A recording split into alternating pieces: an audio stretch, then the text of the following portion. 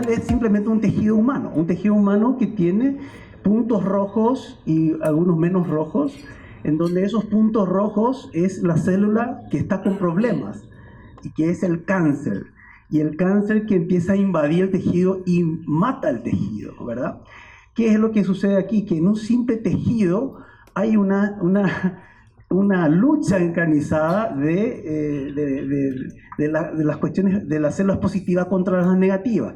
Y eso me quedó muy grabado. A mi padre, como científico, yo me divertía viendo esto como jugando, ¿verdad? Y el científico siempre bien duro dice, no, eso es un tejido de alguien que murió, y donde el tejido rojo, el punto rojo, mató todo el tejido. Hubo una metástasis, y eso me generó un conflicto, porque ahí uno en la arquitectura puede entender el lado artístico, el arte como un lugar donde uno sueña, pero también está el lado mensurable, el científico. O sea, la arquitectura siempre pone un pie en el arte y un pie en la ciencia, en donde aparece un poco todo lo mensurable, ¿verdad?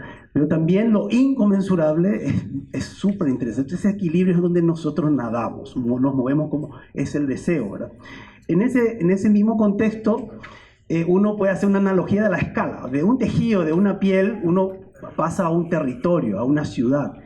Y queremos ser parte de los puntos positivos o negativos al intervenir la ciudad. Es la pregunta que les hago. Queremos ser parte de poder generar la destrucción del tejido urbano, geográfico, territorial, o ser parte de un aporte al lugar. Esta asunción que va creciendo de una forma muy desordenada, y con dos problemas que tenemos hoy en Latinoamérica de falta de planificación, etcétera, etcétera. Era un poco hacer una analogía, un poco de cómo hasta los pequeños detalles son importantes para una intervención, positiva o negativa. Bueno, Asunción está al lado del río Paraguay y tiene una vista al vacío, que es el Chaco. No sé si anda el mouse. Se puede ver, bueno, esto es un poco el Gran Chaco. La vista de Asunción desde el Chaco es el lugar más poblado. Y acá podemos ver un poco los paisajes que tenemos, que siempre es de muchos lagos, ríos, y una belleza impresionante, en donde podemos ver esta conexión de lo natural, un territorio lleno de vida, de oportunidades, etc. Hoy día estos fueron desmantelados, estos lugares por circunvalatorias, rutas donde metemos el auto como el elemento importante para llegar a la ciudad, y van desapareciendo estas maravillas. Yo no digo que no tengamos que hacer las rutas, sino cómo hacerlas, sino cómo pensamos los lugares que intervenimos. Por supuesto, sobrevive igual un lugar tan rico como Asunción, con su aura verde de árboles con flores, etc. Entonces, bueno, son un poco algunas imágenes de dónde nosotros trabajamos y dónde somos. Como somos bilingües, le voy a enseñar algunas palabras en guaraní. Tecó es una palabra muy linda. Nosotros nos saludamos en Paraguay, Bae Tecó, ¿cómo estás? Es un saludo cotidiano, y siempre te responden Iporá, que significa belleza, estoy bien, por más que estés mal, es una respuesta espontánea. Pero Tecó es una palabra que significa espíritu, alma. Entonces siempre la pregunta es, ¿cómo está tu espíritu? ¿Cómo está tu alma? ¿Cómo está tu ser? ¿Verdad? Es lo más importante. Y bueno, acá tenemos lo típico en Paraguay es tomar tereré, que es la hierba mate con agua fría. De hecho, estoy tomando ahora caliente por mi garganta. Y bueno, y acá estos artesanos que me regalan estos recipientes de cerámica, en donde uno puede ver esta pequeña imperfección, que a mí me encanta, porque siempre como diseñadores preferimos que esté recto, ¿verdad? Que esté perfecto, pero sin esa deformación se me cae el recipiente y se me rompe, porque tiene mucha humedad y suda. Entonces, este elogio de la imperfección a mí me parece muy interesante. A veces estamos buscando la belleza platónica, que siempre a veces perjudican esa búsqueda, y hay veces que hay cosas que son cotidianas, que realmente hacen al lugar, a las personas, a ciertas características. A mí me parece que yo valoro mucho esas pequeñas cosas. Este árbol evidentemente es un mango. Bueno, allá yo sé que es una planta que no es nativa, pero para nosotros es importante por el calor que tenemos. 40 grados tenemos en este momento, o 38 normalmente. Y esto es un oasis para nosotros, la sombra, el espacio intermedio, esta calle de piedra en donde el agua vuelve a las napas, en donde el verde se genera naturalmente. Hoy día eso desaparece y aparecen los asfaltos, un lugar más caliente, más tóxico, menos. Entonces todas estas cosas a mí me parece que deberíamos repensar o mirar en nuestros lugares, que a veces estamos mirando mucho para afuera con el bombardeo del internet o del Pinterest. Y yo les digo que ya veo que son muchos estudiantes que no se desarraigan tanto, ¿verdad? Es como que hay que ver también lo que uno tiene alrededor. El Ibirá es el árbol en Paraguay, que es una palabra compuesta muy linda. Ibirá es el árbol que realmente significa, es agua, es tierra. El árbol es la consecuencia de un lugar con agua. O sea, el nombre del árbol es muy lindo porque realmente es un lugar que tiene una tierra que tiene agua. Y acá está el concepto de reciprocidad. El agua, la tierra le presta un lugar al árbol que se nutre y nos genera oxígeno, vida, y después vuelve a la tierra. Cuando cortamos el árbol y los llevamos a otro lado, desaparece ese círculo. Simplemente como esa palabra me parece como que sintetiza esa búsqueda filosófica de lo que nosotros pretendemos. Y también, bueno, soy muy respetuoso a los pueblos originarios, en donde empiezan a dejar huellas o dibujos incompletos, inconclusos, desde la memoria de lugares que ya no existen. Por ejemplo, este lago, que es muy lindo, en donde vemos como una especie de fachada, ¿verdad?, de todo el bosque, y vemos animales en planta, en corte, ellos lo imaginan de distintas maneras y lo sintetizan en un grabado que me parece genial, casi primitivo, pero que te cuenta un poco toda esa historia del sitio. Y también, evidentemente, el miedo a la destrucción medioambiental. Estos son dibujos que ya tienen muchos años y ya hoy día son están muy en boga por todos los problemas que existen. Bueno, Paraguay es un país que supuestamente desde el punto de vista económico dicen que está bien, porque está como en un momento de un boom económico. Yo siempre pienso a analizar a qué costo este movimiento agrícola, ganadero, donde aparece una destrucción medioambiental muy fuerte, a qué costo estamos bien. Es un poco la pregunta, ¿verdad? Entonces, tal vez habría que siempre analizar cómo actuamos en los sitios, ¿verdad? Siempre, bueno, tal vez es un poco pesimista lo que voy mostrando, pero nosotros como arquitectos tenemos que ser optimistas, ¿verdad? Siempre. Yo siempre creo que a veces pienso de forma pesimista para actuar de forma optimista. Una cosa es pensar y otra cosa es el hacer, ¿verdad? Bueno, acá tenemos también, bueno, evidentemente no tenemos huracanes ni una serie de problemas que hay en otros países, pero sí tenemos el problema del agua que sube, que inunda todo, que la gente no espera al Estado, simplemente ya se ubica encima de sus construcciones, en donde después con un barco puede llegar a su lugar. Y estas son, por ejemplo, soluciones muy lindas en donde también podemos aprender, y esto no son arquitectos. Por supuesto, la diferencia de clases es muy fuerte, la corrupción de nuestros gobernantes. Acá se puede ver el contraste más que elocuente. Esto era la casa de un expresidente que era un militar. Pero la característica del paraguayo siempre es muy simple, muy sencillo, bajo un mango, bajo una pérgola, tomando su tereré sobre un suelo de tierra. Estos son lugares que la mayoría de los paraguayos tienen en los interiores.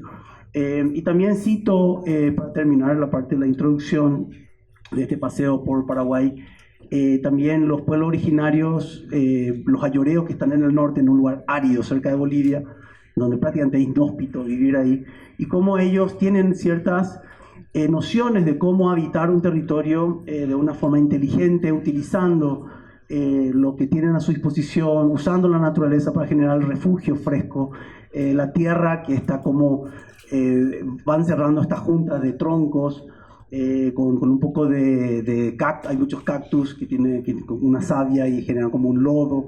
O sea, hay algunas cuestiones que de repente me parecen súper interesantes rescatar de cómo ellos van resolviendo desde un lugar y cómo ellos ven un lugar, ¿verdad? Entonces, creo que son pequeñas cosas que a mí me interesan. Aquí podemos ver algo muy interesante, esta silla se llama Pamoy, que bueno, cuando fue Alejandro Aravena, un arquitecto chileno, Pritzker a Paraguay, se quedó enamorado de esta silla y después lo produjo en Italia. Pero realmente es una cinta de caraguatá, una planta en lugar de un tejido que realmente es una silla que al final ellos lo utilizan para llevar el alimento al hijo, para subir, bajar la miel, y lo puede transportar. ¿Quién querría tener una silla y lo puedes llevar a todos lados? O sea, yo no llevaría esta silla para irme a mi casa. O sea, es de un alto diseño y con plantas del sitio. O sea, si nosotros podemos entender la arquitectura como ellos hacen un pamoy, donde con tan poco, con algo tan simple y con un lindo diseño, la silla, que es una línea, ¿verdad? Alejandro, me acuerdo que dibujaba en la síntesis de la silla con 3 palitos, como dibujamos los niños, como un niño, 3 palitos la síntesis de la silla, y se quedó realmente sorprendido cuando dijo, no, es una línea, son 3 líneas. Y me quedó grabado de esa charla porque él siempre cuenta eso. Bueno, cognone es la palabra que ellos dan al hombre blanco. Significa hombre que hace cosas sin sentido. Me parece muy linda esa palabra. Ahí podemos ver cómo van perdiendo su lugar y cómo la agricultura y la ganadería lo van empujando a estos pueblos.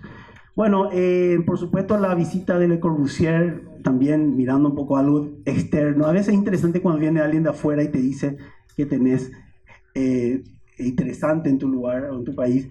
Y él vino simplemente en un viaje y dibujó esto en Asunción en 1929, en donde aparece un poco el horizonte, el agua, la tierra colorada, el árbol, las personas que realmente habitan este sitio, y decía que aquí no hay que hacer nada. Él venía de una crítica a Buenos Aires muy fuerte, en donde se quejaba de los alaustres italianos, la influencia europea, y hace un paseo a Asunción, ida y vuelta, y queda maravillado por la no contaminación, vamos a decir, europea, en un lugar que era el centro o el corazón de Sudamérica. Bueno, esos colores que dibuja Le Corbusier están diseminados en todo nuestro territorio. Tenemos estos árboles, los talleres, las piedras, etc. Y bueno, yo no puedo dejar, antes de mostrar un poco algunas cosas, citarle a 2 personas que me parece que son referentes muy importantes. En Paraguay siempre hablo del obrador y de la carpintería.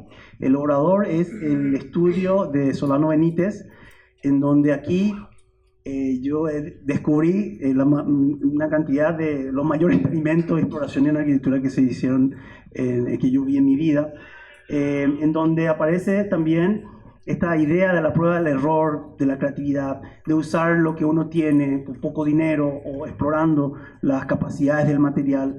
Y bueno, y la carpintería es un poco el laboratorio de arquitectura de Javier Corbalán, donde él tiene otra mirada un poco más de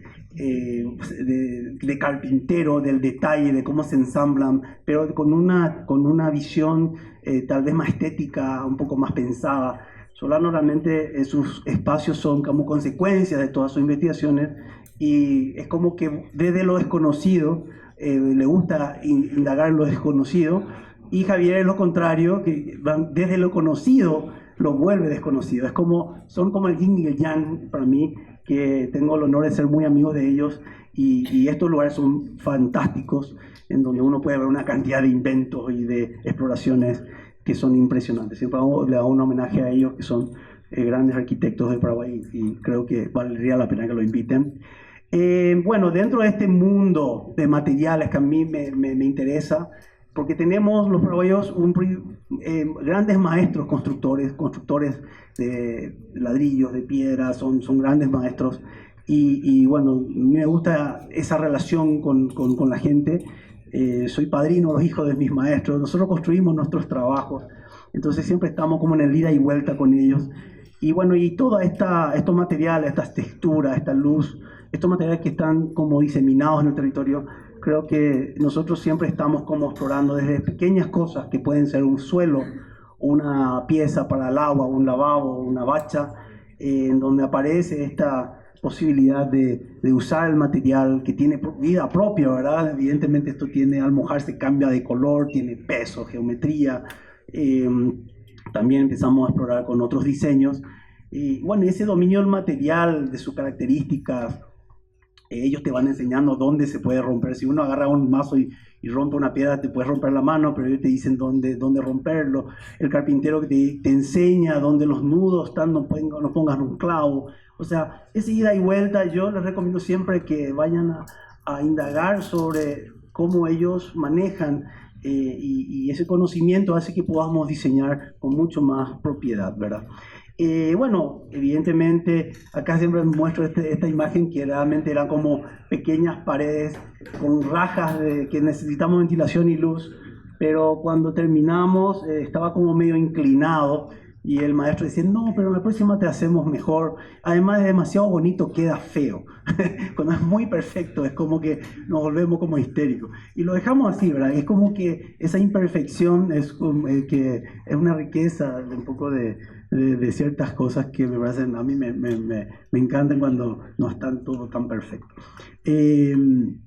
Bueno, también evidentemente cuando nos invitan a hacer con maderas reforestadas para una empresa, yo le digo, bueno, lo hacemos en un lugar y utilizamos estas maderas de reforestación que nos pidieron hacer algo. Hicimos una escalera en un homenaje a un gran arquitecto argentino que se llama Rafael Iglesias, que estuvo en Paraguay muchas veces, y hicimos esta idea, una escalera muy sencilla alrededor de un eje con el peso como un elemento primordial y este movimiento que al final parece escultórico, pero debe funcionar. O sea, si esto puede ser lindo, pero si no funciona, no sirve. O sea, nosotros como arquitectos tenemos que hacer que funcione. Y el secreto está en la raja que tenemos ahí abajo. Esa pequeña raja hace que podamos utilizar toda la superficie o todo el largo de la escalera en dos sentidos, y eso hizo que, bueno, este homenaje sea completo, ¿verdad? Bueno, acá voy a empezar a mostrar algunas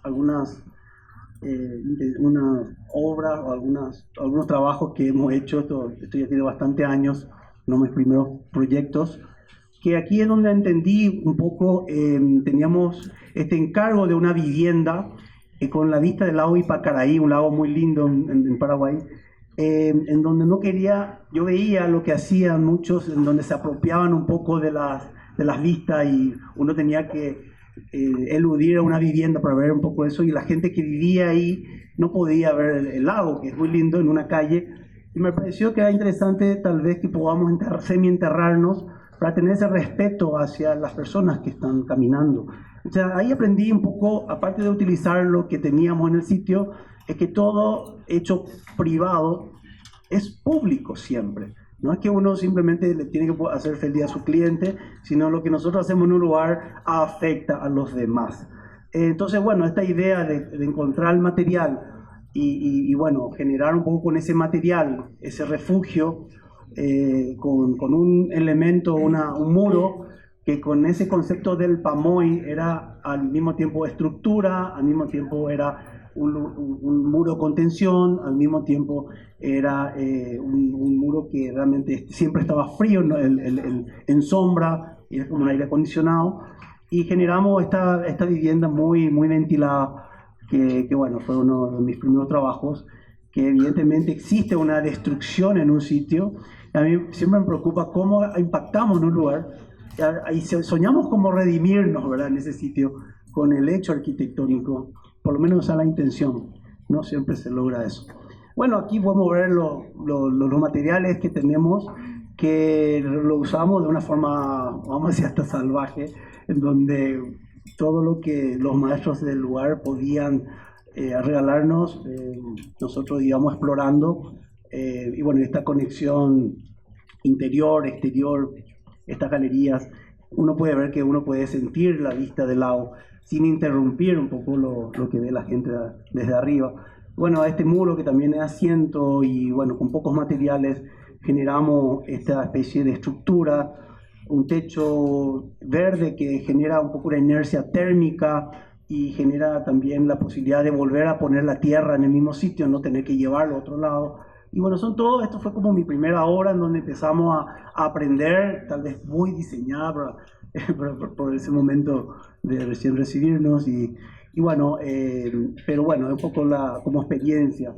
Nosotros trabajamos con dos grupos, siempre como somos constructores, tenemos un grupo que trabaja con el ladrillo, con los materiales que conocemos, el hormigón, el concreto, las maderas. Y tengo otro grupo que trabaja con la tierra.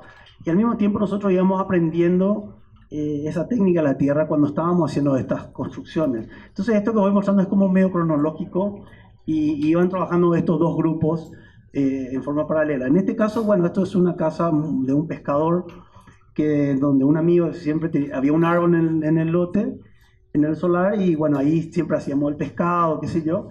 Y bueno, la verdad que lo que hicimos fue atrapar esa sombra y generarles un lugar donde ellos querían ir con la familia. Y bueno, con cero presupuesto, prácticamente usamos también materiales muy crudos. Esas maderas son del encofrado que hicimos esta terraza, lo pusimos después en los linderos y en el portón principal. Y bueno, esta idea de un lugar que está lejos de Asunción, en donde necesitaban seguridad, entonces dijimos, bueno, vamos a hacer los muros que se puedan cerrar, abrir, para que podamos tener esta idea de como un cofre, ¿verdad? Como que, bueno, esto es un poco cuando estamos construyendo, y ese muro no tiene junta, ese muro tiene prácticamente toda la brisa del río Teucel, entra en este lugar, ahí se puede ver cómo se puede intuir lo que pasa afuera, en donde dentro de un patio uno puede subir a la terraza, y bueno, una vivienda muy austera. Bueno, estas son mis hijas, hoy día están mucho más grandes, y bueno, acá podemos ver un poco la materialidad, que muy prácticamente al desencofrar y al ubicar estos muros, estas estructuras, este muro de piedra, la casa se culmina. Bueno, ahí vemos también el resto de las maderas. Aquí vuelvo a mostrar un poco esta especie de viga, que es un techo que está apoyando en los muros, y esta viga cubre una luz larga en lugar de la sala comedor, donde está el lugar de la parrilla. Pero normalmente, bueno, siempre como arquitectos queremos estirar la línea como diseñadores, ¿verdad? Evidentemente yo no estoy en contra de eso, pero también nosotros diseñamos con la calculadora, entonces los metros cúbicos que no podíamos hacerlo, nosotros pensamos que es muy coherente a la estructura y al peso que necesita, o sea, a la luz que necesitamos cubrir con una viga que nos armaba el lugar para sentarnos y disfrutar de este hermoso lugar que es Villa Florida en Paraguay. Bueno, en ese mismo momento empezamos a trabajar con este sistema en la experiencia Luque. Fue el primer, vamos a decir, yo lo llamo experiencia porque aquí con mucho entusiasmo fuimos a hacer una vivienda en un barrio marginal, donde ahí podemos ver los pedidos de los niños, siempre muros altos, poca luz, mucha luz y pocas aberturas porque eran lugares peligrosos. El más chiquitito tenía el concepto de la teoría del caos, seguro acá a la izquierda, y los otros tenían un poco una idea de una vivienda. Estos chicos, la madre les abandona, va a trabajar a Buenos Aires y queda con el padre. Y bueno, y aparece un poco esta vivienda en un lugar que trabajamos con la gente de la comunidad. Hicimos un proyecto con ellos, aprendimos un sistema del tapial, donde todas las tierras que sacábamos del lugar generamos todas vamos a decir, los pozos para toda la instalación, etcétera, los cimientos. Y bueno, aprendimos a hacer muros, y bueno, simplemente hicimos esta experiencia con la gente, donde empezamos a entender otros conceptos que empezaban a sumar a todo lo que íbamos aprendiendo, esta idea de qué sentido le damos a lo que hacemos, el sentido de comunidad y también el concepto de solidaridad que quedó muy arraigado en muchos chicos que estuvieron trabajando con nosotros. Y bueno, fue una experiencia que tal vez, bueno, ahí empezamos a hacer amistad con Solano. Está mi hija, hoy tiene 25 años, y bueno, no es que trabajaban, no, esto no es explotación infantil, claro, simplemente estaban ayudando porque era un sistema muy amable, prácticamente todos podían colaborar. Y bueno, aparece un poco esta vivienda que, bueno, estaba metido entre dos mangos, dos árboles muy grandes en sombra, y la gente empieza a cortar eso porque querían preservar la casa. O sea, evidentemente hay cosas que de repente nos apuramos los arquitectos a darle las soluciones, pero hay que comprender mejor los lugares para darle la atención que se merece, y creo que fue una enseñanza de que tal vez fue un fracaso en ese sentido, de regalarles algo que después fueron como modificando sin apropiarse. Y es un poco una lección muy linda porque al final uno no debe tener miedo al fracaso. Muchas veces uno comete un error y hay que aprender de ese error para poder hacer algo mejor. De todas maneras, esta vivienda sigue y bueno, era fresca, ahora es más caliente y la pintaron, la cambiaron un poco y perdió un poco ese sentido que nosotros buscábamos. Al mismo tiempo, con esta idea de, bueno, aprendimos el sistema de tierra. No sé cómo estamos en el tiempo, yo hoy tengo muchos, si quiero hacer una interrupción me avisan, a veces me agarro y no paro. Es que me quedan 4 cosas más y bueno, después podemos hacer preguntas si quieren, sin problema. Bueno, esta vivienda se llama Arapitu, que significa atmósfera. Es una palabra compuesta en guaraní que Ara es día, Pitu es gris oscuro. En la cosmovisión guaraní el lugar preferido durante el día es la oscuridad, por el infierno que tenemos del calor, entonces siempre, eso es la palabra atmósfera, el lugar donde comemos, donde podemos conversar. Y ahí podemos ver la foto aérea de donde la vivienda está metida y teníamos el pedido de no echar árboles. Y realmente aquí es como se entiende cómo fuimos como tal vez esta influencia científica, ¿verdad? De empezar a analizar qué árboles, dónde están los grandes árboles nativos y qué podemos sacar, qué no. Y nos movíamos dentro de ese lugar con esta idea de una vivienda en donde esta especie de C son estructurales y los espacios entre las C eran las partes sociales. Las C eran más íntimas en los dormitorios. Aparece un poco esta función de un lugar, sala, comedor, acá hay un árbol, estos son dormitorios que miran para acá, otros dormitorios miran para allá, un poco, son como 2 patios, y también tenemos una topografía que uno va como ubicándose en el sitio, o sea, es una casa que en planta se mueve, vamos a decir, en base a lo existente, y también se acomoda en corte. Entonces, que genera un poco estas ventilaciones cruzadas y los espacios que nosotros... Acá podemos ver sistemas constructivos, no, son simplemente ladrillos, muros de 30 que atajan un techo, y aparece esta exuberancia, ¿verdad? De una atmósfera, de la naturaleza que se inserta en el sentido de pertinencia, esta idea de usar los materiales, los maestros que tenemos. Este piso es todo de piedra, una piedra de una ciudad cercana de este sitio, en donde eran desperdicios de cortes de pisos para piscinas, y con eso nosotros trajimos unas camionadas y hicimos con los constructores un hermoso piso de piedra, en donde a mí me pareció, ahí aprendí algo muy interesante, que hoy día se habla mucho, que es la economía circular, ¿verdad? En donde la gente, bueno, acá podemos ver algunas imágenes de esta casa, que no es la casa en el bosque, sino el bosque en la casa, más o menos. Uno va descubriendo árboles. Y esta idea de que, bueno, el material es casi un regalo y de buena calidad, porque es un desperdicio, y donde se paga más a las personas, el artesano, el constructor, el maestro que construye esto. Normalmente los arquitectos queremos hacer una vivienda y compramos el porcelanato más costoso y le pedimos un descuento al maestro, ¿verdad? Es increíble. Pero acá el costo del piso era muy inferior y el costo de la mano obra mucho más que lo que normalmente se coloca. Y lo mismo en la ecuación cerraba en un número muy económico.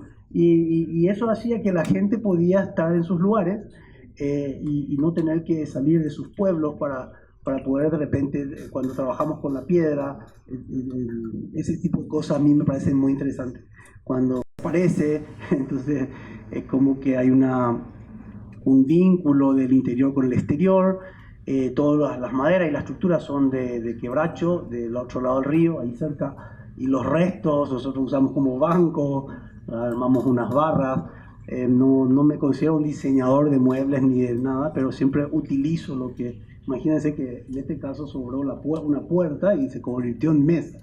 No es muy, muy lindo, pero es muy útil. Y bueno, de repente hacemos este tipo empezamos a esconder algunos lugares que no son interesantes, y ahí vemos una piedra que está ahí agarrado, porque si no es muy pesado, con una estructura muy sencilla, y bueno, esta especie de interior-exterior, bueno, hasta la bañera, todo está hecho con el material. Y bueno, y aquí vemos cómo también la topografía va contando el espacio, ¿verdad? uno va llegando al fondo y uno tiene otra altura, el techo se mantiene al mismo nivel, y bueno, genera esta idea vertical en donde el bosque uno siente. Y por supuesto en la parte del techo también una idea de, bueno, de generar alimentos y de ver qué se produce en un lugar así. Bueno, es increíble la exuberancia. Esto va cambiando color, etcétera. Y bueno, también en la pandemia se hizo como también se plantaron alimentos, etcétera, etcétera.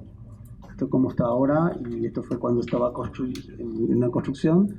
Mientras se estaba haciendo, aparecía toda esta exuberancia. Al mismo tiempo, teníamos el encargo con este otro grupo de maestros de trabajar en un lugar fuera de Asunción, en un lugar a, sí, a 180 kilómetros de Asunción, Piridebuy, para una familia campesina. Y bueno, en un lugar muy lindo, con un arroyo, y vimos que, bueno, a veces me gusta descubrir qué pasa en un lugar, y vimos esta idea del Takuru. Takuru en guaraní es el termitero, es un poco el refugio de la reina, de la termita, que tiene una protección en el exterior, ¿verdad? Pero también una ventilación en el interior. Bueno, la idea era cómo hacemos un Takuru, ¿verdad? Entonces empezamos a trabajar. Acá hay algunos dibujos donde se puede ver el proyecto, en donde aparecen estos muros de tierra. También acá hay un corte donde también exploramos con el tema de la ventilación subsuelo, porque no teníamos presupuesto. Teníamos un presupuesto para hacer una vivienda de 2 dormitorios, y eran 14 los integrantes, los hijos de esta pareja, una señora. Entonces dijimos, vamos a hacer de tierra y vamos a ver si podemos producir más dormitorios, pero sin aire acondicionado, sin nada. O sea, es un lugar donde teníamos que entender un poco todo esto, los límites económicos. Bueno, entonces hicimos 2 sistemas, un sistema de ladrillos de tierra, y el sistema de tapial, que bueno, aquí se ve lo más inclinado, que realmente lo que hicimos fue regalarles un tajamar para sus animales. Tajamar le llamamos nosotros un reservorio de agua, y con esa misma tierra construir la casa. Entonces la logística era prácticamente cero. Prácticamente el 87% de los materiales es del mismo sitio, y trajimos solamente, bueno, acá un poco la idea de armar la parte social o de la familia en este A, y B eran los dormitorios de los hijos, y C el dormitorio de los padres. Y bueno, empezamos a pensar en estas ventilaciones, al sol. Acá vemos un poco los sistemas, el tajamar. Esta idea de armar las bóvedas era por la logística. Evidentemente, si teníamos ladrillos y muros, no podíamos acceder ni chapas, ni tejas, ni nada. Y bueno, entonces pensamos en esta idea de las bóvedas con estos ladrillos. Pueden ver la tierra colorada del lugar. Esta tierra es magnífica, tiene la arcilla justa, vamos a decir, las condiciones justas para, prácticamente no se usa cemento. Bueno, aparecen algunos elementos de cementos, solamente para como canales o como dinteles, y aquí empezamos a trabar un poco el sistema para que eso no se vaya abriendo. Bueno, acá tengo un poco algunas imágenes de esta vivienda. Podemos ver todos los dormitorios y cómo fue terminado. Bueno, los chicos que van y dibujan y me regalan.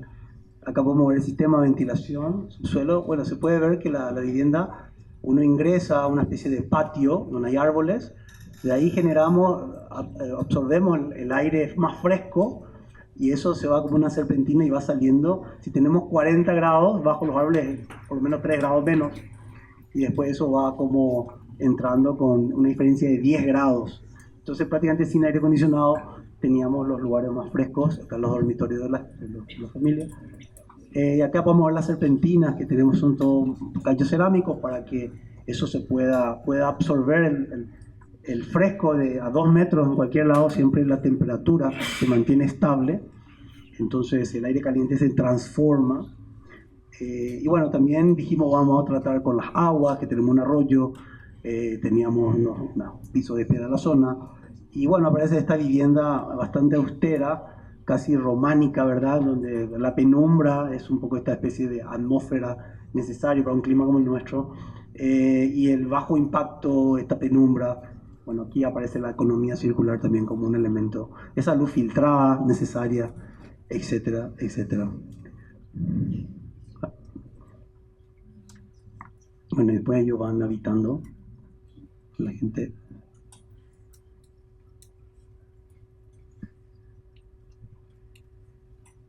Bueno, realmente tengo muchas cosas todavía por lo visto.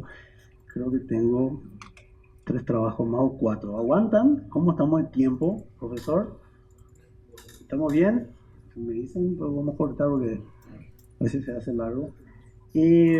Bueno, acá yo muestro este trabajo porque también, así como trabajamos en ámbitos rurales o particulares, también me llegan pedidos, que a veces esos pedidos que no queremos, ¿verdad? Este problema que hay en todas las ciudades, por lo menos en Latinoamérica, en todas partes, donde el crecimiento, esta especie de housing que lo vi en México, lo vi en Brasil, lo vi en, que realmente es como lugares interminables en donde aparecen los duplex o los chalets anónimos. Y bueno, tuve un pedido de eso, ¿verdad? Tuve como un pedido de hacer en 4 terrenos, esto que tenemos aquí, los chalets uno al lado de otro. Me encargaban que haga el chalet más lindo del barrio, más o menos eso, ¿verdad? Y que querían vender, y bueno, teníamos que entender un poco el lugar, que era un lugar lleno con algunos árboles, y a mí no me parecía interesante de que cada uno se pueda apropiar de un lugar. Acá teníamos una calle, y acá teníamos otra calle, y me parecía muy lindo de que podamos integrar todo eso. Pero ¿cómo le decía eso al cliente? Vamos a que todos disfruten del terreno. Entonces tenemos que entrarle con los números. Acá tenemos 8, te vamos a hacer 14 con el mismo precio y vas a ganar más. Entonces es como una especie de juego que también no le estamos mintiendo. Realmente lo que dijimos fue que tal vez podamos hacer departamentos sin ascensores ni nada, que podamos encargarnos de generar esta idea de una habitabilidad distinta, donde todos se puedan conocer, donde todos se puedan saludar, donde todos puedan volver a enamorarse, etcétera. Entonces generamos un poco esta idea de meternos dentro de este lugar. Estos son dibujos que de repente hago en cualquier lado, pero que se entiende un poco con esto. Lo convencí, por eso muestro esto, y él decía, mira, qué bueno puede ser tener terraza y tener parrilla, y es lo que yo quería escuchar. Eso era música para mis oídos. Y ahí podemos ver un poco el lugar, ¿verdad? Donde tenemos todos aquí se está formando, ahí vemos los duples, los chalets, están desmantelando lugares muy lindos, llenos de verde. Y bueno, nuestra idea era, aquí se puede ver cómo fuimos metiendo esta especie de volúmenes, unos sobre otros, evidentemente económicos, evidentemente con poco dinero, con el dinero que teníamos que tirar, y generamos los suelos, los muros. Empezamos a entender que, bueno, todos estos árboles podíamos disfrutar, podíamos de entender que, bueno, la intimidad teníamos que, perdón, abrir, pensar un poco eso también. Y bueno, aparece como un espacio bastante amable desde el punto de vista del clima. Esto estaba en la construcción, hoy día está lleno de plantas, de flores, en donde algunos tocan el suelo, otros no. Pero lo lindo de esto es que uno puede pasar por las galerías de uno, de otro, como eran nuestras casas de antes, donde uno se conocía, uno se saludaba, y bueno, uno disfrutaba un poco de este verde. Estas son las terrazas de los departamentos. Y bueno, un poco medio laberíntico. Hay como varios accesos, y aparecen ahí vemos una persona que te puede saludar, abajo hay una parrilla, se juntan, uno va cruzando, a veces se queda a comer, a veces pasa de largo. Y bueno, es un poco la idea de generar lo que ellos querían, pero de otra manera, ¿verdad? De todas maneras, fue un desafío. Aparecen las hamacas paraguayas, y bueno, esta densidad, esta idea de cómo pensar la inversión también, y esta idea de la habitabilidad que soñamos, es un poco lo que aquí empezamos a explorar. Por eso que estas historias construidas siempre tenían como un enfoque, ya sea desde el punto medioambiental, en este caso era cómo pensar de otra manera un lugar que se está destruyendo, un lugar muy lindo en la periferia que está creciendo de una forma desordenada. Y a mí me parecía que por lo menos hagamos un gesto de pensar distinto y darle un valor a un lugar que me parece que merecía. En ese momento el otro grupo, el grupo de los terrícolas, tenían este trabajo, donde una señora ve esta otra vivienda en el bosque, y me dice, yo quiero una casa también como muy parecida a Arapuitú, esta idea de meternos. A mí me parecía que este suelo era distinto, era un bosque bajo, donde el agua realmente se quedaba en el lugar, y era un bosque distinto, un poco más bajo. Entonces dijimos, no, acá lo que tenemos que hacer es la menor huella. Entonces hicimos un punto, como una especie de isla en ese bosque, con una señora que es profesora de yoga, que bueno, con esta idea lo llamamos Miriquiná, porque teníamos este amigo que hasta hoy está, nos visitaba en la obra, hoy día está gordo, y increíblemente, bueno, hicimos esta vivienda que realmente es un esquema muy sencillo, es un volumen de tierra en donde vamos abriendo, donde vamos descubriendo el bosque muy fresco, y en el centro está todo el tema del agua, del fuego, quería chimeneas, fuego, todos los baños, y con medio niveles uno va como subiendo a cada lugar. Imagínense que en este lugar uno ingresa por aquí, acá tenemos el atelier, la sala de yoga sobre una piedra que tiene agua, esto es muy lindo, y con un medio nivel ya empieza la parte íntima, que es su sala, cocina, y vamos subiendo y tenemos los dormitorios de los hijos, y le hicimos también una especie de mirador en la terraza. Entonces esta vivienda, que es muy interesante porque la huella es mínima, y vamos entendiendo esta idea de meter luz, de meter, bueno, evidentemente no son muy buenos ellos, son buenos en la tierra, pero con la piedra no eran muy buenos, pero ese era otro grupo que eran más buenos, entonces empezaron a explorar con edición. Este muro que es bastante feo, pero funciona igual. Eh, y, y bueno, siempre con un presupuesto muy bajo, evidentemente hicimos esta torrecita en un lugar que es muy lindo, y entendíamos que con la lluvia eso se inundaba y no había forma de sacar el agua. Entonces dijimos, vamos a aprovechar eso y vamos a hacer una isla realmente. Esto se inunda y se llena de agua, y atrapamos el agua con algunos tajamares, unos reservorios, y bueno, con esto podemos ver un poco la vivienda, el interior, la terraza, fíjense la huella. Y bueno, esto también aparece cuando el agua deja su marca y empezamos a atrapar algunos pozos, y la naturaleza hizo su trabajo. Esto no sé si quiero mostrar. Esto parece, perdón, me equivoqué de charla. Bueno, aquí, esto es, bueno, ya que estamos, ¿verdad? Un segundo. Bueno, esta es una vivienda en un barrio, es otro lugar que realmente a los arquitectos no nos gusta mucho, que son los barrios cerrados, estos barrios que parecen como, yo los llamo no lugares, con todo respeto, porque realmente es como son lugares que se transforman en paraísos y donde están desligados del territorio, del lugar, pero siempre uno no se niega al pariente, al amigo, y uno tiene que trabajar con hasta con esa condición de darle un poco, lo que ellos se merecen como amigos, es un pedido en honor, ¿verdad? Que te den un trabajo, como vemos la gente. Entonces hicimos una vivienda que se llama Vivienda Pacha, donde también nosotros aprovechamos y exploramos un poco, ¿verdad? Decimos, bueno, vamos a hacer esta vivienda donde ellos querían intimidad en un lugar que era todo abierto, no hay límites, no hay cerco, y tenían miedo de esa integración, y yo le quería convencer que compren un terreno afuera, en el pueblo, pero se metieron en un barrio.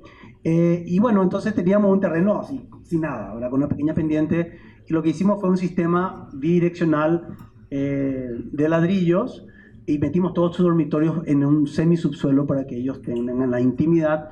Y aparece esta vivienda que lo construimos con amigos, con el hijo de Solano, tiene un grupo muy lindo, se llama Mínimo Común, y ellos empezamos a trabajar con estos planos. Esto está recién terminado, en donde exploramos un poco esta luz, esta intimidad, esta ventilación.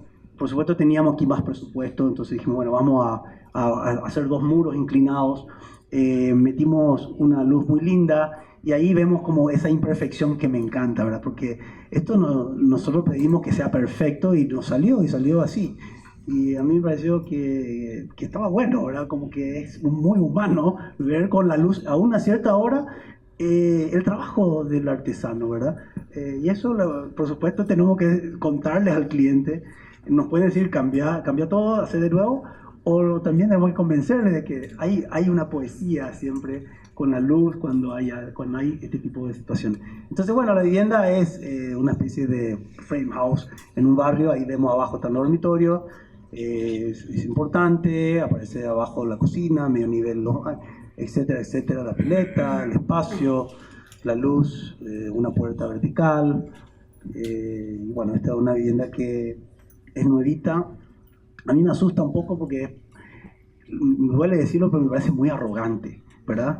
Entonces no la quiero mostrar. Esta la tenía para otra charla y apareció aquí. Pero realmente no tiene nada de malo, simplemente es como que a veces uno se asusta, uno puede hacer cosas que en el fondo algunas cosas le gustan y otras no tanto, y hay que hacerse cargo, ¿verdad? Pero lo importante es que ellos están muy felices, ¿verdad? Y eso también es importante. Bueno, después cambiamos de escala. Me quedan dos más. Y con esto termino. El edificio San Francisco fue un pedido ya en la ciudad, en Asunción, donde teníamos este lugar de colinas, de cerámica y de árboles, y vamos a decir, una orientación muy fuerte que es el oeste, noroeste, donde aparece un poco esta especie de manto de ladrillo. Y bueno, también con esta misma filosofía queríamos trabajar, no es que pensamos en mimetizarnos en el barrio, sino que eso surge del sitio porque eso es lo que hacemos, ¿verdad? Esos son los materiales que existen, y me parece que es como una especie de hermano mayor, como me dijo un arquitecto, es el hermano mayor del barrio. ¿Eh? Y bueno, y esa idea del impacto también de utilizar el agua, de las ventilaciones cruzadas, de bueno, estos dibujos. Acá podemos ver son departamentos donde acá hay algunos detalles constructivos que realmente es un muro de ladrillo, no es prefabricado, se va construyendo piso por piso sobre una estructura que se agarra del hormigón, y aparece un poco esta idea de un barrio que está al lado del microcentro histórico. Y bueno, aparece también este gesto de dar un paso para atrás, de darle un respiro a la calle, y bueno, y esta especie de lenguas que salen en cada departamento, donde está la parte de la parrilla, en donde un homenaje a Lucio Costa, que decía que bueno, uno puede llamarle al hijo cuando tiene que comer. Entonces siempre tener estos edificios de 4, 5, 6 pisos es un poco la medida ideal para ciudades como las nuestras. Bueno, este muro curvo que hicimos con las casas que no eran históricas pero que estaban ahí, lo hicimos, ahí hablamos del reciclaje, de la reutilización del material. Hicimos una especie de muro curvo para atajar un poco los cimientos de los vecinos y al mismo tiempo recoger el agua. Aparece este muro. Y bueno, aquí podemos ver el fenómeno de la luz fuerte, filtrada, que genera un poco esta expresividad y estos espacios menos calurosos, esta conexión con el barrio, con la ciudad, con el horizonte. La utilización de maderas simples, colgadas, más que comprar una mesa costosa para 8 personas, acá con 3 vigas teníamos para 20. Y bueno, esta idea de usar los materiales como la encontramos, como en su lugar natural. Bueno, aquí podemos ver el interior de bueno, la terraza, la exuberancia del verde alrededor, y este edificio que es bastante silencioso, que bueno, de noche también aparece como una pequeña lámpara en el lugar. Bueno, para terminar, el desafío era, bueno, los maestros de ladrillo y de hormigón estaban haciendo edificios y nosotros nosotros tenemos que hacer también uno. Era un poco la insistencia del otro grupo, que dijimos, bueno, esto era un poco más difícil porque la tierra como que se lo siente más rural, pero lo increíble de la tierra es que es muy amable, es muy silencioso, su construcción prácticamente no produce polvo, y decía que bueno, se puede hacer un edificio en la ciudad de Asunción para, creo que, empezar a trabajar con algo que realmente es muy bueno como desde el punto de vista de inercia térmica, económica, etc. Entonces, bueno, el planteamiento de hacer departamento en un pequeño lote muy chico, creo que tiene 9 por 23, donde hicimos departamentos, generamos esta idea de meter la tierra sobre unas estructuras, y las estructuras como botas, vamos a decir, deberíamos tener los autos, porque las regulaciones nos pedían tener autos. Y bueno, aparece esta especie de edificio de tierra, pero que también tiene un contacto muy interesante con la vecindad. Y nos pareció, en vez de hacer un muro, dejar abierto ese acceso. Tenemos en una esquina una casa antigua muy linda, que también hacemos como una especie de gesto hacia ese edificio existente. Y bueno, ahí podemos ver la vivienda, que está al lado de una esquina, y es como que también hicimos una pequeña plazoletita enfrente que tenga una pequeña perspectiva. Y bueno, esta idea de la estructura al costado era como, en vez de hacer algo caliente, regalarle flores, pájaros, aromas al barrio. Y bueno, acá podemos ver el edificio. Hoy día eso está cubierto de verde, de flores, y es muy lindo porque el interior de ese espacio del acceso es realmente no un acceso, es una gran galería donde la gente se va apropiando y se va como metiendo. Hay una terraza muy... Aquí como ve el barrio, es como que el edificio siento que no es muy agresivo. Acá podemos ver en la planta, en un poco de este contexto urbano, donde aparece el edificio que está aquí, ¿ven? Y esto está lleno de verde hoy día, prácticamente como una especie de patio más vertical.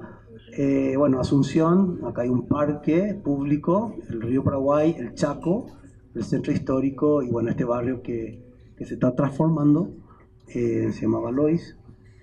Y bueno, esta idea de la ventilación cruzada, la penumbra, un respeto a la tierra, porque evidentemente tiene muchas patologías, entonces nos despegamos con todos los diseños o todo lo que producimos, siempre tiene que ver con una atención evidentemente al conocimiento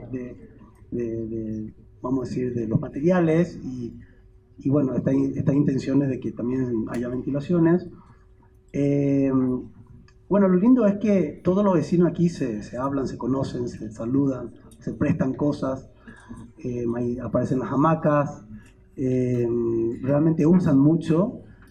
Y bueno, voy a terminar porque creo que son las últimas. Ahí es pet friendly, ahí hay un perro. El último piso tiene una doble altura.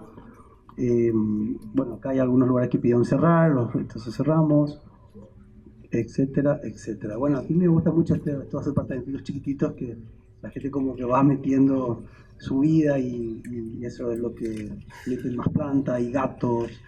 Es muy linda la idea de generar el contacto, que los departamentos normalmente no le conocemos a nadie, y acá se conocen todos, y se saludan, y bueno, y disfrutan también de esta terraza, que es un poco lo que con esto quería terminar la charla.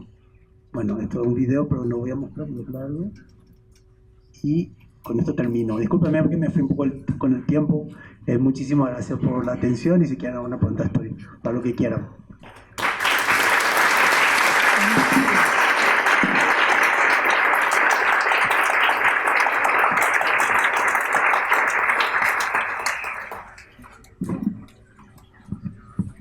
Bueno, mis estudiantes tenían clase a las 7 de la mañana de historia. Yo les dije, venga para la charla. Sin duda alguna, con respeto de todos mis colegas profesores, estar en una presentación como la que ha hecho José es una sesión de aprendizaje que creo que vale mucho más que hablar de otras cosas en los cursos que tenemos, que seguramente podremos recuperar. Ha sido una charla muy, muy, muy ilustrativa, muy bonita, muy sensible. Creo que tiene mucho que ver afortunadamente, con las preocupaciones que nosotros mismos tenemos en el contexto en el que estamos. Ya lo podremos conversar mejor con José. Comentarios o preguntas que quieran hacer en este momento. Yo les paso este micrófono para que José pueda contestar con aquel otro. Obviamente hay tantos temas que centrarse en alguno es injusto, pero sobre todo pensando una pregunta para el auditorio, para los estudiantes, para el proceso creativo que todos tenemos y que a veces es tan difícil arrancar es muy difícil, o sea, enfrentarse a la hoja en blanco. Tenía dos preguntas. La primera es precisamente ustedes cómo arrancan ese proceso, y la segunda, que es un poco más, ¿cómo decirlo?, como más de vida, es, yo sé que ustedes constantemente están en una reinvención de sus procesos, de sus búsquedas, y a la vez eso, ¿cómo ha sido en el tiempo? ¿En qué momento? O sea, ¿qué ha pasado como un momento de inflexión que has dicho, bueno, esto que estábamos haciendo, hay un aprendizaje técnico muy grande, porque, por ejemplo, no lo hablaste, pero las losas técnicas de las cubiertas es casi que algo que se trae de cómo hacer oficinas y se utiliza acá para hacer terrazas habitables y terrazas verdes, o sea, es como un ejercicio de sensatez muy bravo. Pero entonces ¿en qué momento ese aprendizaje que tenías y ese recorrido profesional tiene un giro abismal y empiezas a incluir otras cosas que hacen que tu obra prácticamente sea la misma, aunque los proyectos sean diferentes, ¿no? Sí, la verdad que, a ver, yo siempre cuando eso con los estudiantes, siempre aclaro que, bueno, este tema de la sostenibilidad es un tema que habla y eso uno va aprendiendo, evidentemente mirando cuando uno ve un cauce lleno de basura y empieza a preocuparse por cómo actuamos en un lugar, ¿verdad? Como seres humanos, ¿verdad? En un territorio, y se vienen muchas preguntas en donde cómo tenemos que actuar, ¿verdad? Entonces las oportunidades de proyectos o de cargos, creo que son oportunidades como para ver si podemos decir algo, ¿verdad? O sea, cuando aparece todo este boom inmobiliario, bueno, no aparecen estos encargos y dijimos, ¿vamos a hacer edificios vidriados calientes o vamos a proponer algo distinto? Entonces, yo creo que viene como una intención, ¿verdad? Pero donde empezamos a aprender, digo yo, cuando yo estuve en la academia, en Asunción, siempre estamos mirando para afuera, siempre estamos mirando a los arquitectos, evidentemente, los míos, lo que que uno tiene que evidentemente conocer. Iba a hacer, de repente, iba a hacer, tenía que producir información. Hola, hola. De Ramón Gutiérrez, tenemos que relevar. Y bueno, y ahí es donde empecé a descubrir que hay lugares anónimos que no tienen grandes nombres, arquitectos o eran constructores, en donde uno sentía en la piel al entrar a una galería o un aljibe o el aroma del jazmín y la atención de las personas, que sin tener nada que ofrecerte te ofrecían lo que no tenían. Y aparecía como un mundo que realmente hacía que podamos bajar a tierra todo lo que vemos en esta idea del mundo arquitectónico, del impacto que hace un edificio lindo en un lugar. Y me parecía que teníamos que también empezar a encontrar un poco sentido. ¿Y dónde encontramos sentido? Cuando empezamos a estudiar arquitectura, yo, por suerte, estaba en una situación que tenía que sobrevivir, ¿verdad? Entonces tenía que trabajar y lo que hacía era construir en el barrio. ¿Y qué hacía? Arreglaba pequeñas cosas. Había una ventana para la señora que no tenía luz, o la cocina que estaba mal terminada, lo ampliábamos, y ahí empezamos a entender que realmente influíamos en mejorar la vida de las personas. Y en el barrio había una cantidad de viviendas que no van a creer la cantidad de trabajo que tenía. Desde una gotera, desde una vereda rota, desde un baño nuevo, y empezaron a venir los encargos en la construcción. Y siempre veíamos que la gente podía pagar eso. A veces lo queremos recibir, no queremos hacer un estudio y esperar el gran encargo. Yo les digo que no. Los barrios, y todos los barrios, yo les puedo asegurar que en cada barrio, todas las casas, todas necesitan una atención. Y ahí es donde uno tiene el ida y vuelta con el plomero, con el carpintero, y por supuesto muchos problemas también. De repente hay cosas que funcionan y otras no te salen bien. Y bueno, y ahí es donde uno empieza a entender un poco el oficio, ¿verdad? ¿Para qué estamos? Y después desaprender. Hay veces que teníamos en la mente cosas que decían, ¿para qué hacemos esto? Y eso hay que... Y yo tuve esa suerte de poder descubrir que con 2 ladrillos, con un escombro, uno puede hacer una pared de 5 centímetros, agarrado con unos pelos, que era la oficina del obrador de Solanonite. Y yo decía, wow, y era poesía, ¿verdad? Era una cosa increíble, y no salía nada. O sea, tenías el dinero para hacerlo, podía hacerlo. Y bueno, un poco viene por ahí, no sé si te respondí la pregunta, pero hay una cantidad de hechos que hacen que uno encuentre ese nicho de interés y que es lo que cada uno va a hacer en su vida, ¿verdad? Cada uno va descubriendo qué le interesa y qué no le interesa, para producir lo que uno cree, ¿verdad? Y ser coherentes con lo que uno dice y con lo que uno hace, que es lo que me hizo ir a la academia, porque yo no me siento académico, pero siempre me desilusionaba ver a un profesor que hablaba algo y que hacía otra cosa. Y eso era un poco algo, eso confunde. Entonces me parece que por ahí viene un poco esa... Yo dije de entrada que esto no es un manifiesto, es simplemente una filosofía de trabajo, es como siento y así como veo otros que hacen cosas distintas que son admirables también, y uno siempre está en ese proceso de aprendizaje. Y para terminar, me acuerdo que me catalogan como arquitecto verde, y yo siempre le aclaro que sí puede ser verde, no por los dólares, pero sí por la inmadurez, ¿verdad?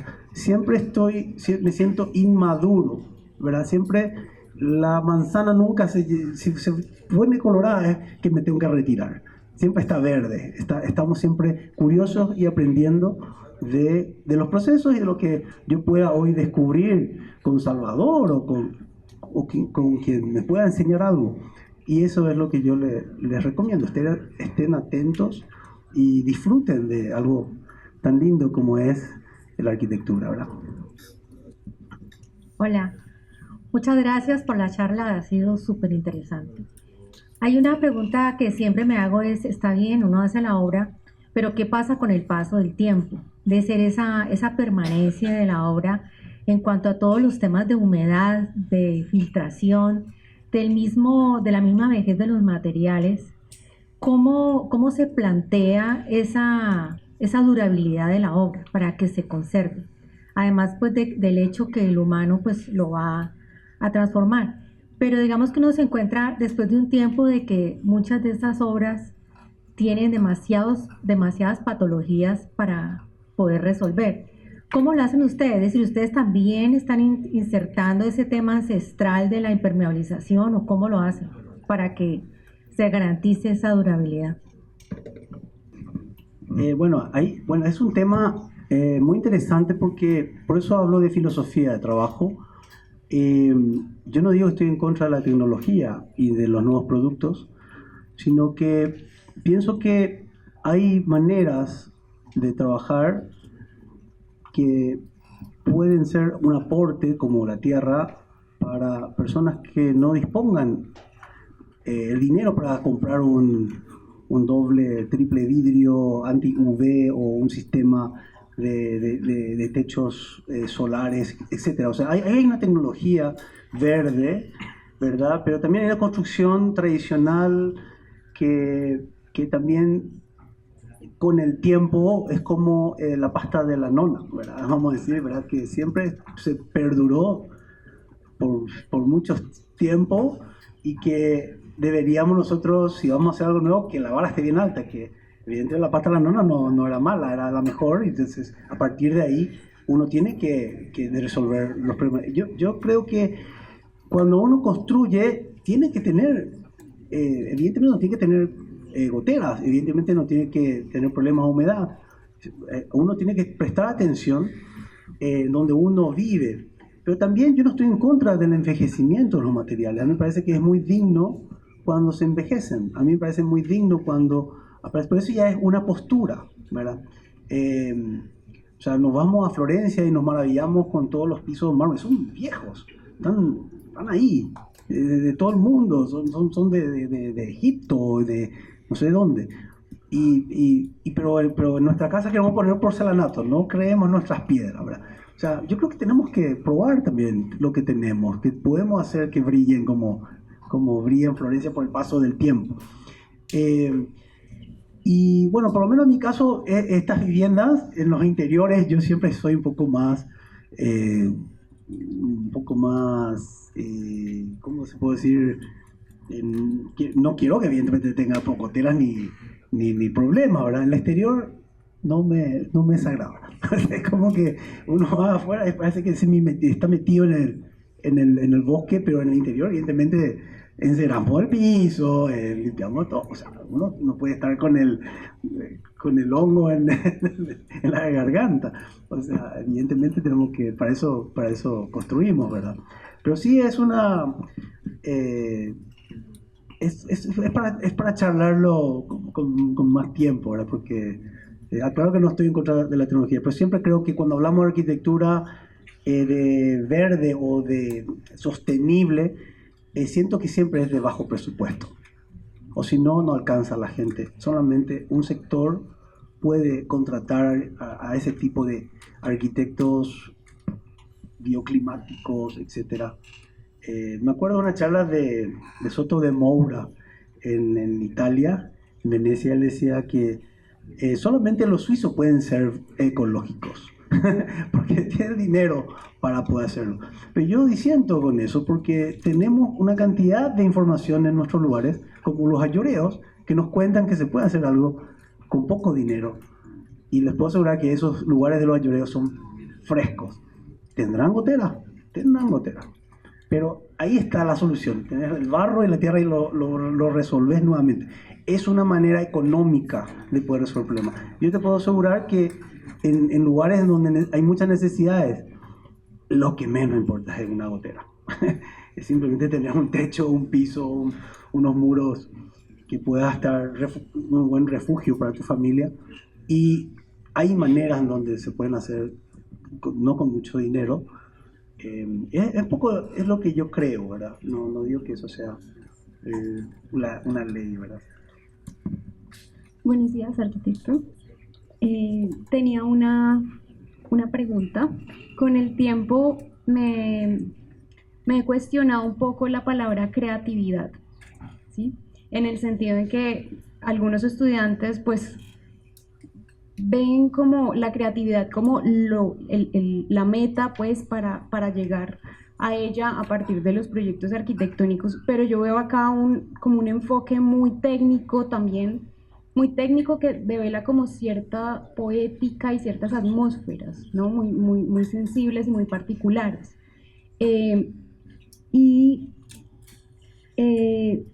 Siento que, no sé si a veces para ser creativos haya que ver como el pasado para de pronto hacer las cosas de manera distinta a lo que nos plantean, pero no sé cuál es digamos, el pensamiento que usted tiene sobre esta palabra creatividad. Es una pregunta muy interesante, ¿verdad? Y puede ser polémica, ¿verdad? Y yo mostré dos referentes. Uno que trabaja desde el desconocimiento como Solano, que explora y genera una construcción que produce poesía, pero como una consecuencia. Y el otro maestro no, el otro está mirando los ángulos para que sea bello, ¿verdad? Entonces, la creatividad uno lo puede ver de distintas maneras, ¿verdad? Como una consecuencia o como una especie de búsqueda. A mí me da un poco miedo, y lo dije, que esa búsqueda platónica de la belleza a veces no apartan de ella. Queda es como más abstracto y queda como unas muecas, ¿verdad? De repente de buenas ideas, pero que después no funcionan. O sea, yo creo que el tema de la creatividad, cuando lo escuchan a Solano, él siempre dice que hay una crisis de la imaginación. Porque realmente hay una crisis de la imaginación. Estamos como saturados de bombardeos, de ejemplos y de información que hace que no podamos tener ese tiempo para dar espesor a las cosas y generar algo que tenga eso, que tenga más espesor, que tenga un poco más de de tiempo, ¿verdad? Hoy hay una crisis, yo sumaría una crisis de tiempo. Parece que queremos ver el proyecto de una y tenemos que mostrar de una, ¿verdad? Y perdimos la sorpresa. A mí, o sea, por eso son criterios. A mí me encanta descubrir, me encanta que uno llegue a Arapitú y no sepa qué hay en el dormitorio B. Cuando encuentre es otro árbol y el otro tiene otro espacio y bueno, esa es una manera de ver un proyecto, como también hay otras maneras. El campo creativo sí, yo creo que, no sé si puedo responderte con propiedad, es un tema que es muy interesante, pero no sé si puedo responderte con mucho criterio. Bueno, yo creo que ahí en lo que nos mostró José hay un montón de ideas implícitas sobre lo que es creatividad, de todos modos. Buenos días, José, ¿cómo estás? Admiro mucho tu obra. Creo que hoy que estaba saliendo para acá pensaba que me he preguntado toda la vida cuánto tiempo se demora uno en volverse arquitecto y creo que con una charla como la tuya uno cree que le falta todavía mucho. Y es cierto porque este tipo de cosas lo que hacen es que uno se mantenga es como moviéndose y caminando hacia búsquedas, ¿no? Y yo traigo una pregunta que me hago todos los días con respecto a la arquitectura, la manera de ver la arquitectura de nosotros. A mí me gustaría saber, para vos, cuál es la diferencia entre técnica y tecnología en la arquitectura. Bueno, yo quiero entender que la arquitectura es la historia de la técnica, ¿verdad? Es como que un proceso desde el hombre de las cavernas, después aparecen los sumerios, una cantidad de las primeras ciudades, hay como una especie de evolución de ciertas técnicas, ¿verdad?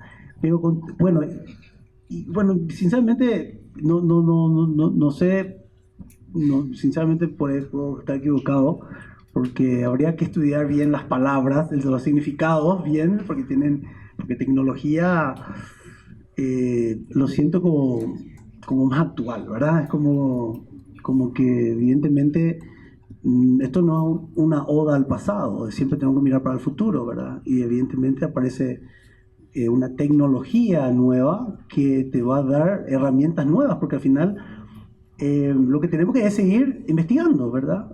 O sea, yo sé que hay un mundo paramétrico, hay un mundo hay otros mundos de geometrías distintas que tal vez, yo no digo que yo lo sentí cuando estuve en Chicago, en el IIT, todas las impresiones que hacían de 3D inspirado en caparazones de tortugas con unas formas impresionantes. Yo creo que, bueno, Zaha trabajaba con estas cuestiones también, pero yo lo que quiero es que eso esté, que toque tierra, o sea, que no quede simplemente como formas o como, vamos a decir, buenas intenciones, ¿verdad? Pero creo que ahí hay un mundo de investigación que está en todas las universidades, ¿verdad? Yo creo que simplemente hay que ver cómo eso baja a tierra, o sea, cómo esa tecnología, pero no sé si me estoy equivocando con los conceptos, ¿verdad? A mí, o sea, a ver, yo quiero, tal vez es lo que yo pienso, ¿verdad? Siempre hablo porque soy también docente, ¿cómo pensamos, cómo actuamos en clave contemporánea, ¿verdad? En clave contemporánea en el sentido de cómo entendemos nuestro tiempo. Evidentemente cuando aparece la revolución industrial, aparecen nuevos materiales, aparece un boom el exceso de materiales, aparece Las Vegas en un desierto porque había un fenómeno económico. ¿Cuál es hoy día la clave? Independientemente de todos los conocimientos, todas las tecnologías, ¿cuál es el momento, qué tenemos que hacer hoy? ¿Cuáles son los problemas que tenemos hoy? tenemos muchos más materiales que antes, muchos más ejemplos. Yo creo que estamos en un momento de más conocimiento increíbles. Pero ¿cómo actuamos? ¿Será que es interesante usar esa tecnología en un tiempo como hoy o no? Entonces, ahí es donde me parece que yo siento que hay un resurgir de ciertas técnicas que pueden ser útiles, entendiendo la clave contemporánea, no como un estilo, ¿eh? No es que el contemporáneo tiene que hacer cajitas y ya está. No, es cómo impactamos en un lugar. Y viene por ahí un poco mi preocupación, ¿verdad? De que tal vez todas estas maneras que están ahí vuelvan a salir de su oscuridad, ¿verdad? Es como que los layers que hay en un lugar, nosotros los borramos, ¿verdad?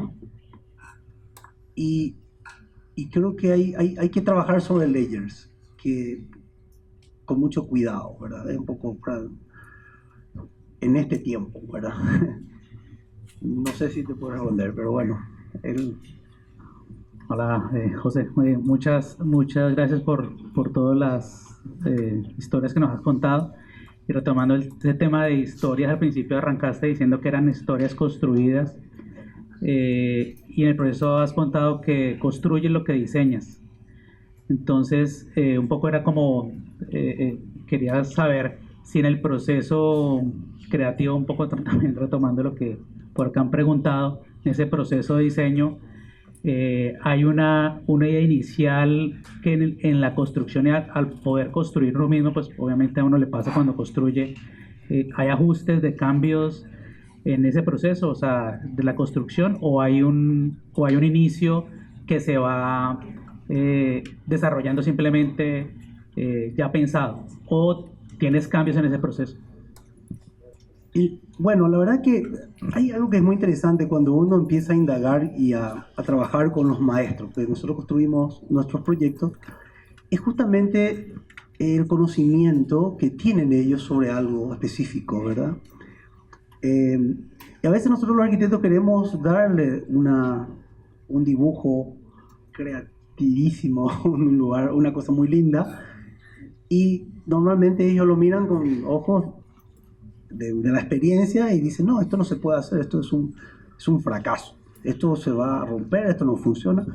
Y ahí es donde uno puede encontrar una especie de ida y vuelta muy interesante donde construimos. A veces nuestros dibujos creemos que son por más lindos que sean, ellos los tienen que resolver, ¿verdad? Y fracasan. Porque realmente ellos tienen el conocimiento de cómo se ensamblan todo. Y hay que tener la humildad de poder aprender y decir, realmente esto es mejor. O sea, es como que nosotros diseñamos un zapato precioso y le demos un zapatero. No va a tirar en la cabeza, ¿verdad? Porque él tiene la experiencia. Y creo que pasa eso un poco en todo. En Arapitú hay una anécdota muy linda, donde hay una escalera que se agarra de unos tirantes para subir al techo, esta terraza verde. Y tuve la visita del gran maestro argentino Miguel Ángel Roca, que fue con todos sus alumnos. Para mí fue un honor que él esté en ese lugar, nos fuimos a recorrer la obra. Y él hablaba de que miren cómo una escalera, que preciosa esta escalera, cómo me gusta, miren los detalles. Esto hizo un buen arquitecto que ha dibujado y lo ha dado al carpintero para que resuelva, que haga esta escalera. Y yo lo miré y le dije, realmente mi dibujo fracasó.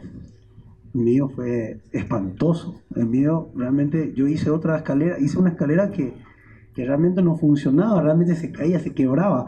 Y el carpintero me dijo, acá tenés que mover, acá tenés que apostalar, tenés que poner un hierro.